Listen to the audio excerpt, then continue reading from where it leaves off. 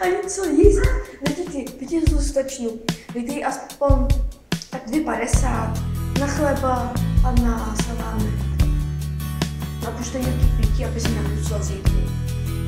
No a jaký sex by zadarmo šel, ne? Ta žena potřebuje hlavně sex. Vidíte, jak je slabá, potřebuje sex. Vidíte, jak má až dostane džiny na poslední věci.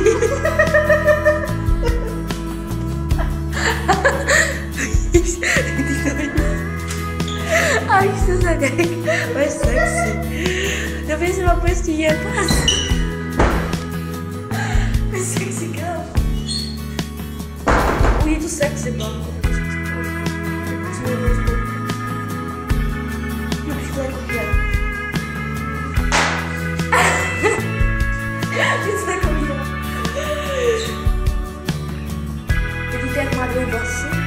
A 2 nemá. Jaký má dlouhý a navadný? Každý by chtěl takovou ženu, ne? Která umí čůkat dobře, vařit, učit se, oblíkat se. Která ráda každý den jebačka. Vy to vidíte? To má ráda každá.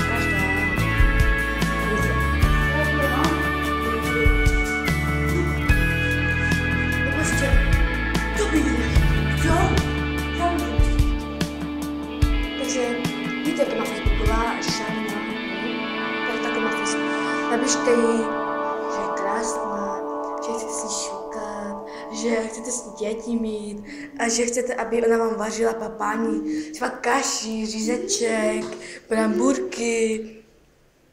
No a potom, aby vám honila, ale hezky, pomalu a tvrdě. A ona bude o tom zpívat písničku jako Miminko spínkej, miminko spínkej, já vím, že mě miluješ a že mě chceš šukat. Pojď se a přidej se mnou a zpívej.